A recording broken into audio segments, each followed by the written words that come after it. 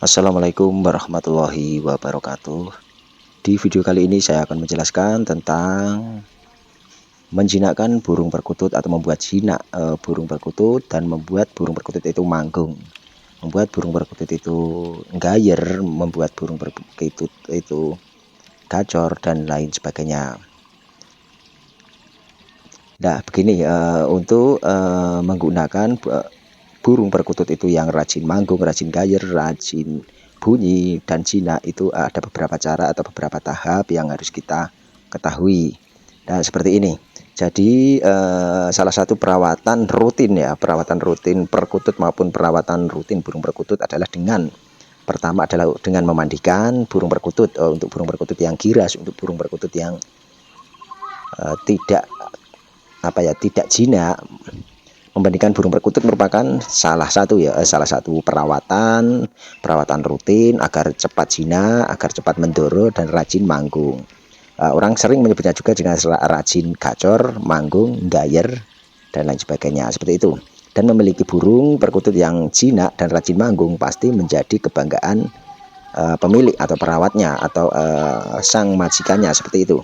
Apalagi jika suka manggung, pasti kita akan merawat burung perkutut itu dengan senang ya, dengan hati yang suka seperti itu. Ada salah satu tip yang memandikan burung perkutut yang giras supaya cepat jinak ya. Untuk cepat jinak harus bagaimana, harus cepat mendoro harus bagaimana, dan rajin manggung harus bagaimana.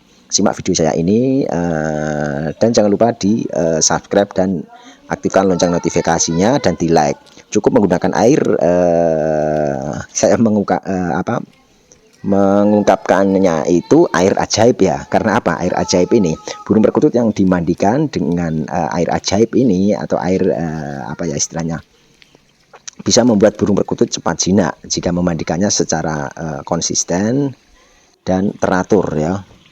Tidak hanya itu, dengan memandikan burung perkutut, entah itu burung perkutut lokal, entah itu burung perkutut crossing, entah itu burung perkutut Bangkok, dengan air bekas cucian beras. Lah ini air ajaib, saya menyebutnya air ajaib karena dengan cucian atau air leri ya bahasa Jawanya, air leri dengan air cucian beras, perkutut juga akan lebih kuat bulunya, perkutut juga akan lebih mengkilap bulunya, perkutut juga akan lebih sehat ya, seperti itu.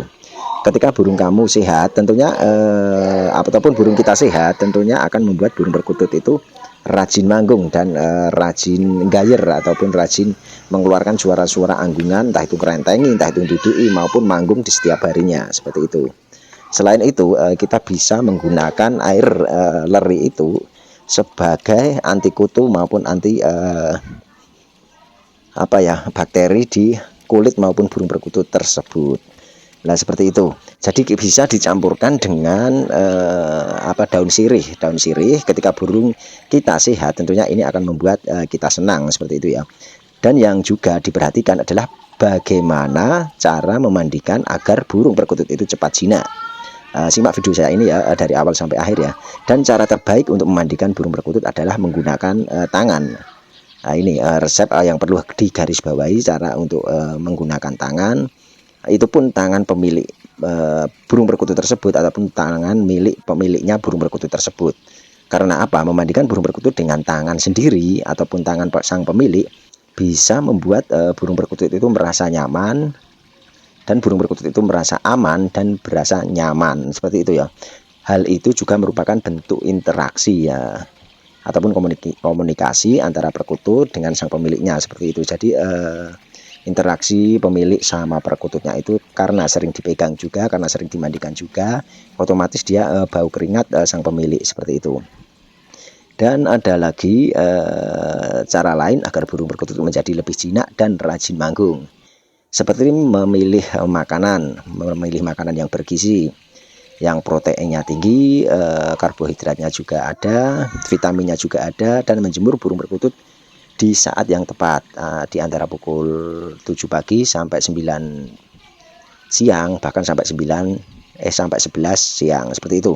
Seperti diketahui, burung perkutut sangat menyukai panasnya sinar matahari karena di habitat aslinya burung perkutut juga suka panas seperti itu.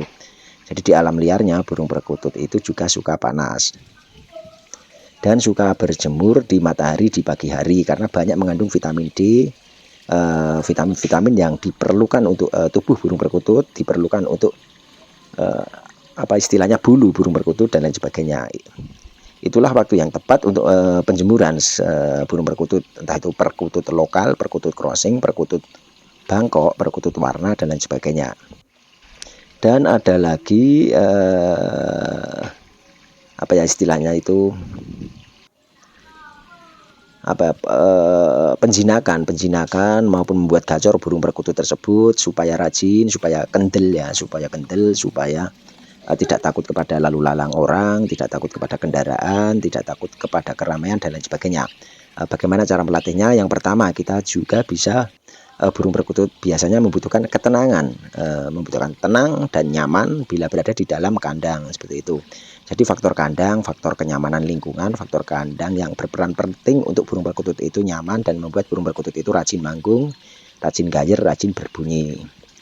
Dan yang kedua, kita biasanya malas-malasan ya untuk membawa burung perkutut. Bawalah burung perkutut kita sendiri ke tempat keramaian yang banyak orang, entah itu seminggu sekali, entah itu seminggu 2 kali, bahkan seminggu 3 kali.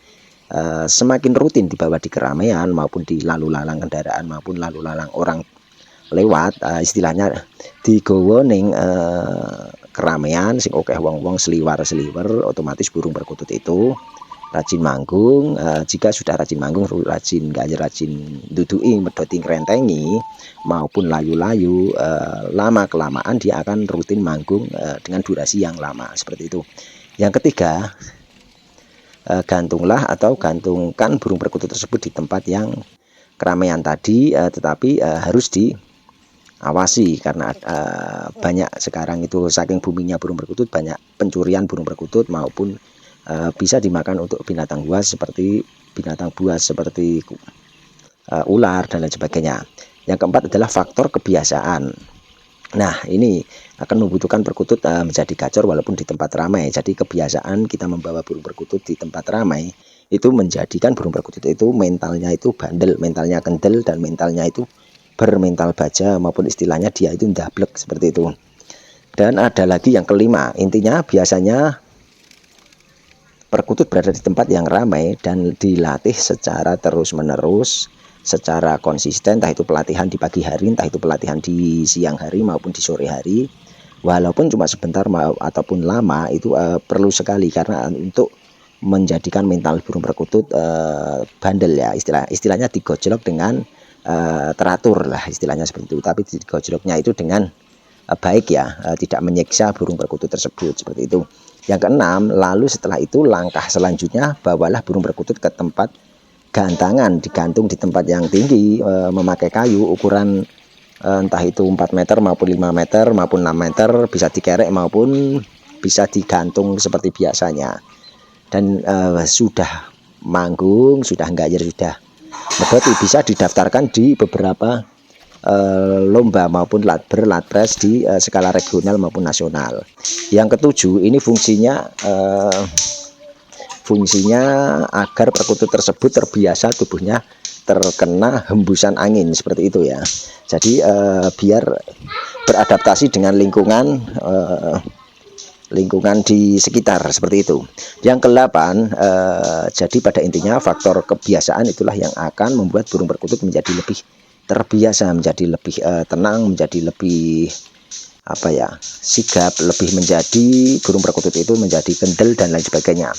Dengan begitu perkutut akan yang ke-9, dengan begitu burung perkutut akan gacor, akan gayer, akan rajin bunyi setiap hari walaupun di tempat yang ramai, walaupun ada hembusan angin, walaupun ada orang lewat, walaupun ada kendaraan lewat, lalu lalang orang lain, itu tetap burung perkutut itu tetap mau manggung, mau gayer, mau medoti dan lain sebagainya. Jadi intinya itu harus rutin membiasakan burung perkutut di tempat keramaian walaupun cuma sebentar maupun lama. Di jam pagi hari juga bisa, siang hari juga bisa, sore hari juga bisa, tergantung waktu luang kita untuk membawanya jalan-jalan ke burung perkutut tersebut. Seperti itu ya. Jadi untuk membuat burung perkutut jinak, untuk membuat burung perkutut rajin manggung, burung perkutut rajin gayer, burung perkutut rajin dudui, ngerentengi, layu-layu, bahkan medoti, itu bisa dengan cara seperti itu. dibiasakan, istilahnya faktor kebiasaan, dibawa ke keramaian maupun digonta-ganti tempat supaya dia itu nyaman ya, mudah manggung seperti itu dan tidak takut kepada keramaian seperti itu. Tetapi dengan catatan harus digarisbawahi untuk pembawaan ke sana ke sini itu dibuat di perjalanan itu senyaman mungkin. Jangan sampai burung perkutut itu tersisa, dan jangan sampai burung perkutut itu berdarah di sayap kiri dan sayap kanan. Otomatis burung perkutut kalau berdarah di sayap kiri dan sayap kanan, dia tidak mau manggung, bahkan dudui maupun kerentengi juga tidak mau seperti itu. Kalau bisa untuk dibawanya itu kita memakai sangkar yang istilahnya tidak mencederai, melukai sayap kiri maupun kanan burung perkutut tersebut. Pokoknya di video kali ini diambil sisi positifnya, dibuang sisi negatifnya. Jangan diambil mentah-mentah ulasan dari saya ini, ambil ulasan-ulasan yang baik saja dan buang ulasan-ulasan yang tidak baik tentang video saya ini. Pokoknya yang baru menemukan video saya ini jangan lupa di subscribe, di like, di komen untuk berlangganan video selanjutnya. Salam Rahayu, salam Komania, salam persahabatan, salam silaturahmi, salam Bhinneka Tunggal Ika, salam kekeluargaan, salam guyub rukun selalu. Tak lupa pula saya ucapkan wassalamualaikum warahmatullahi wabarakatuh.